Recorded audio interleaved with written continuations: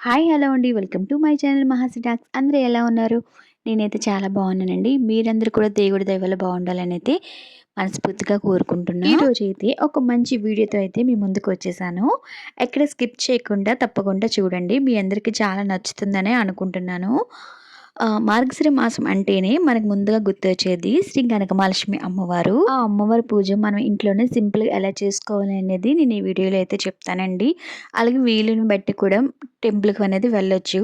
ఈ టైంలో వెళ్తే చాలా రష్గా ఉంటుంది కాబట్టి మీరు చూసుకొని అయితే వెళ్ళండి. మార్గశిర లక్షవారం పూజ ఎలా చేసుకోవాలని చెప్పబోతున్నానండి. మార్గశిర మాసము గురువారం చేసే పూజని లక్ష్మీదేవి పూజ చాలామంది చేసుకుంటారు.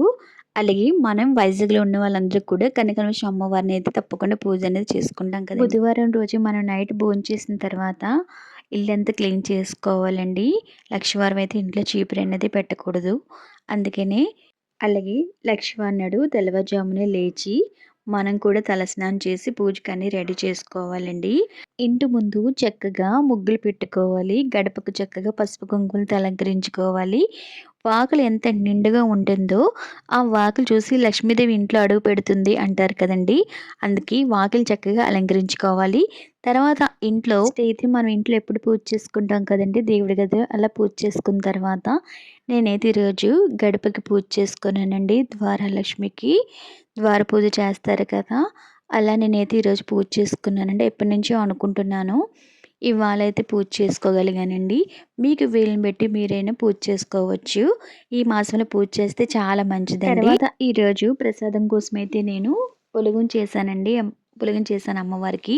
పెసరపప్పు, బియ్యం, మిరియాలు, జీలకర్ర, పచ్చిమిర్చి, అల్లం అన్నీ వేసుకొని తాలింపు అయితే పెట్టేసుకున్నాను.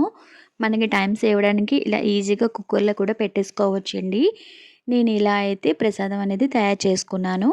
దాని తర్వాత మనం దేవుడి పూజ రూమ్ కిందైనా లేదంటే ఏదో ఒక ప్రదేశంలో అక్కడ శుభ్రంగా క్లీన్ చేసుకొని పసుపంతా రాసుకొని మన ముగ్గులని పెట్టుకోవాలండి. అలాగే దాని తర్వాత పీట అనేది ఏర్పాటు చేసుకోవాలి కదా, పీట కూడా పసుపు కుంకుమలు అన్ని ముగ్గులు అన్నీ పెట్టుకొని పీట అనేది ఏర్పాటు చేసుకోవాలండి. తర్వాత కొత్త జాకెట్ ముక్కుంటే దానిపైన వేసుకోవాలి.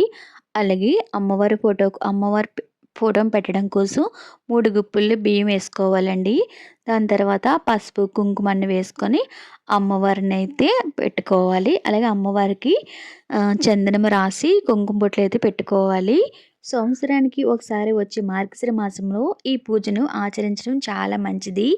ఈ వ్రతం లక్ష్మీదేవికి చాలా ప్రీతికరమైనదండి. ఈ పూజ దీపావళి, వరలక్ష్మి వ్రతం ఎలా చేసుకుంటామో అలానే చేసుకోవచ్చండి. చాలా సింపుల్ పద్ధతిలో అయితే నేను చెప్తున్నాను. ఈ మార్గశిర మాసంలో చేసుకునే పూజ చాలా విశేషమైనదండి.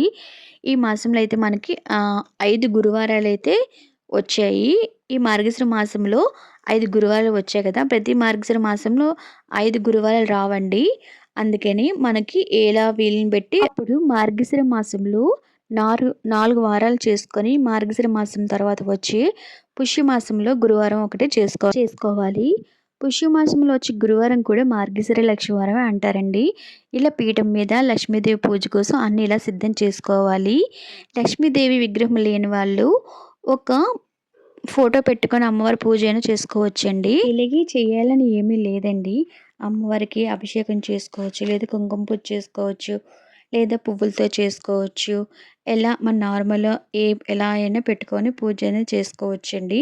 విగ్రహం లేని వాళ్ళు ఫోటో పెట్టుకునే పూజ చేసుకోవచ్చు. కలశం ఆచారం ఉంటే కలశం కూడా పెట్టుకోవచ్చు. నేను ఇలా అయితే చిట్టు గాజులు, లక్ష్మీ గవ్వలు, కాయిన్స్‌తో అయితే పూజ అనేది చేసుకున్నానండి. మనకి ఎలా వీలైతే అలా అమ్మవారికి అలంకరణ చేసుకోవచ్చండి.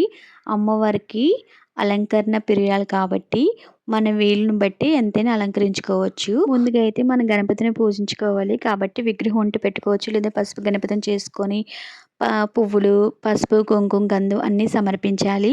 ధూప దీప నైవేద్యాలన్నీ సమర్పించాలి. గణపతికి అష్టోత్తర శతనామాలు చదువుకొని పూజ అయితే చేసుకోవాలండి. అలాగే ఎవరి వీలు బట్టి వాళ్ళైతే ఆచారాలు బట్టి వాళ్ళు చేసుకోవచ్చు. ఈ పూజను మనం గురువారం రోజు చేసుకుంటాం కాబట్టి తర్వాత రోజు శుక్రవారము పీఠాన్ని అనేది తీయకూడదు కాబట్టి శనివారం రోజు తీయాలి. శుక్రవారము నార్మల్గా దీపం పెట్టుకొని పసుపు, కుంకుమ, గంధము, అక్షింతలు అన్నీ సమర్పించుకోవాలండి. అలాగే నేను ఇక్కడ అమ్మవారికి చిట్టు గాజులు, లక్ష్మీ గవ్వలు, కాయిన్స్, పువ్వులు అన్నీ వేసుకొని లక్ష్మీదేవి అష్టోత్తర శతనామాలు చదువుకొని కనకదార సూత్రం, మన దీప వర్ణన, అలాగే మన వీలుని బట్టి వాళ్ళనేది చదువుకొని పూజ అనేది చేసుకోవచ్చు. అలాగే గోవిందనామాలు కూడా చదువుకోవాలండి. అమ్మవారి పూజ అయ్యవారిని కూడా తలుచుకోవాలి. 5 గురువారాలు చేసుకోలేదన్న వాళ్ళు 3 గురువారాలు చేసుకోవచ్చండి. లేదా ఒక గురువారం అయినా పూజ అనేది చేసుకోవచ్చు. ఇలా ఎవరికి వీలుని పెట్టి వాళ్ళు చేసుకోవచ్చండి. ఇన్ని పువ్వులేసి పూజ చేసుకోవాలి, ఇన్ని ప్రసాదాలు పెట్టి పూజ చేసుకోవాలి అని అలాంటివి ఏమీ లేదండి. అమ్మవారికి ఒక పువ్వేని వేసుకొని పూజ చేసుకోవచ్చు. అలాగే బెల్లం ముక్కని పెట్టి పూజ అనేది చేసుకోవచ్చు. అలాగే తప్పకుండా గుడికి వెళ్ళాలనుకునే వాళ్ళు తప్పకుండా గుడికి అనేది వెళ్ళండి. అలాగే మీకు ఇంకేమైనా డౌట్స్ ఉంటే నా కామెంట్ సెక్షన్‌లో కామెంట్ చేయండి. ఈ వీడియో గనుక మీకు నచ్చినట్లయితే ప్లీజ్ సబ్స్క్రైబ్ చేసుకోండి. అలాగే పక్కనున్న బెల్ కొట్టడం అయితే మర్చిపోవద్దు. అప్పుడే నేనేమైనా వీడియో పెడితే మీకు నోటిఫికేషన్ అనేది వస్తుంది. అలాగే లైక్ చేయండి, కామెంట్ చేయండి, మీ ఫ్రెండ్స్ ఎవరికి వీడియో షేర్ చేయండి. Thanks for watching. మరో మంచి వీడియో మళ్ళీ కలుద్దాం.